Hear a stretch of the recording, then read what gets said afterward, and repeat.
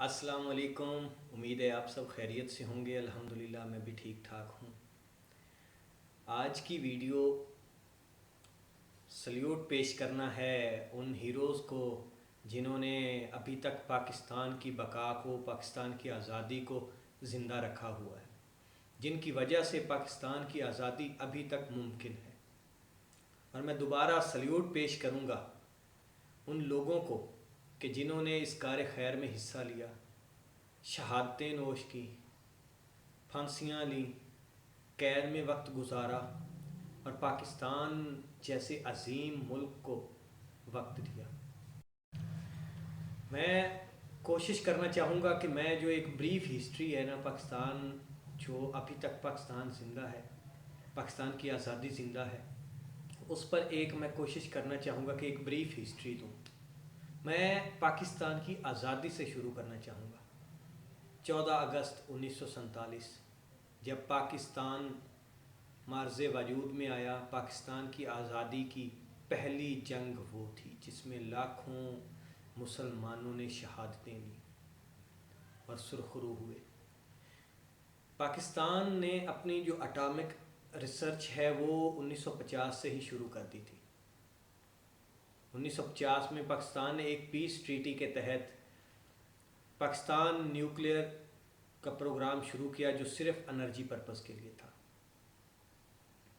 اس کے بعد 1956 میں پاکستان اٹامک انرجی کمیشن کا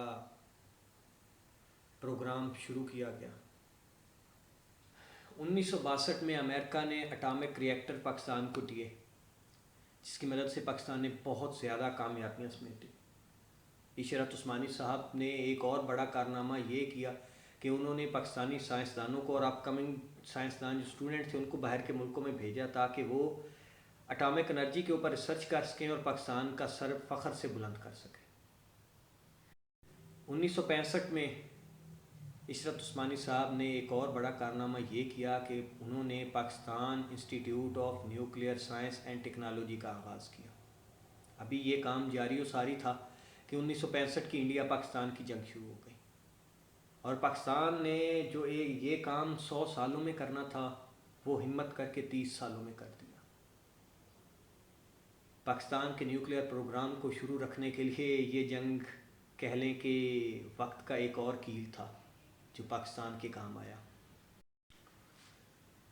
1965 کی جنگ ختم ہوئی تو ذوالفقار علی بھٹو صاحب نے یہ کہا کہ اگر انڈیا نے ایٹم بم بنایا تو ہم گھاس کھا لیں گے، پتے کھا لیں گے، بھوکے رہ لیں گے، مگر ہم بھی ایٹم بم بنائیں گے. اور یہ وہ وقت تھا کہ پاکستانی قوم کا سر فخر سے بلند ہو گیا.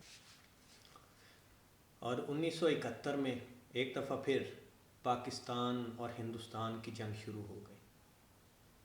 بنگلہ دیش جو مشرقی پاکستان تھا اس کا بھی مسئلہ درپیش آیا، اس کا حال بھی آپ لوگوں کے سامنے ہے. 1971 میں وہ بھی علیحدہ ہو گیا.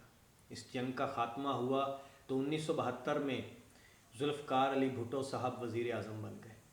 وزیر اعظم بنتے ہی انہوں نے ایٹمی پروگرام کا آغاز کرنا چاہا، مگر مشکلات بہت زیادہ تھیں.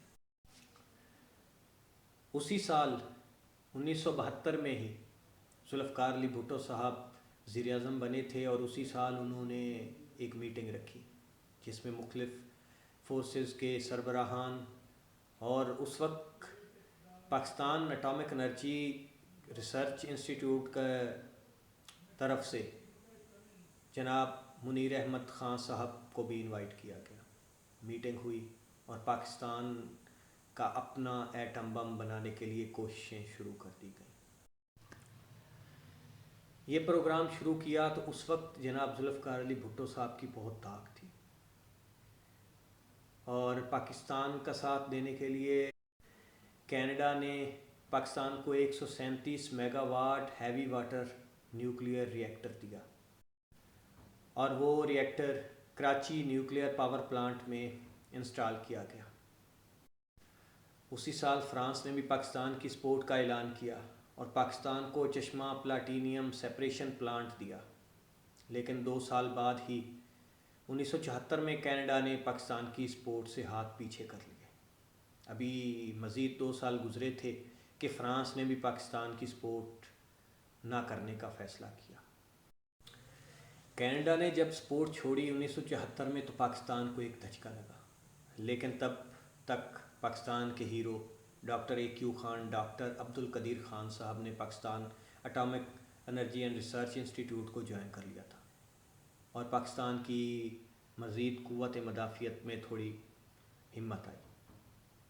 لیکن جب فرانس نے ہاتھ پیچھے ہٹائے تو پاکستان گھٹنوں کے بل آ گرا، لیکن پاکستان نے ہمت نہیں ہاری اور اس وقت شروع کیا گیا پروجیکٹ 706۔ مزید 1 سال بعد 1977 میں ضیاء الحق صاحب پاکستان کے صدر بنے۔ پوری کی پوری طاقت پاکستان کی اس وقت ضیاء الحق صاحب تھے۔ اس کے بعد وقت گزرتا گیا اور 1980 میں پاکستان نے کولڈ ٹیسٹ کیے، کولڈ نیوکلیئر ٹیسٹ، جو 80% تک کامیاب رہے۔ اس کے بعد وقت گزرتا گیا، پاکستان ٹیسٹ کرتا رہا، کبھی نیوکلیئر میزائل، کبھی کچھ کامیاب ہوئے، کچھ فیل ہوئے، کچھ آدھے کامیاب آدھے فیل۔